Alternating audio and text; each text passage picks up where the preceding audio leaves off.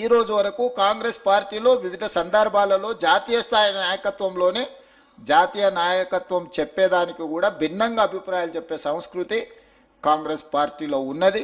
ఇది ప్రజాస్వామ్య స్ఫూర్తిగానే తీసుకోవాలి తప్ప మనల్ని ఏదో వ్యతిరేకిస్తున్నారు లేకపోతే మనల్ని కాదంటున్నారు కాబట్టి ఇక వాళ్ళని అణిచివేయాలి, వాళ్ళని ఉండకుండా చూడాలి, వాళ్ళని పార్టీలో నుంచి బయటికి తరమాలి అనే ఆలోచన మీరు ఏదైనా చేస్తే మీరు పార్టీకి మేలు చేసేదానికంటే కీడు చేసేది ఎక్కువ అవుతుంది. మీకు అందరికీ తెలుసు, నేను పిసిసి అధ్యక్షుడు అయినప్పుడు కూడా పరిస్థితులు ప్రతి నాయకుడి ఇంటికి వెళ్ళిన, ప్రతి వాళ్ళని కలిసిన, పార్టీ సంక్లిష్టమైన పరిస్థితులను ఎదుర్కొంటుంది.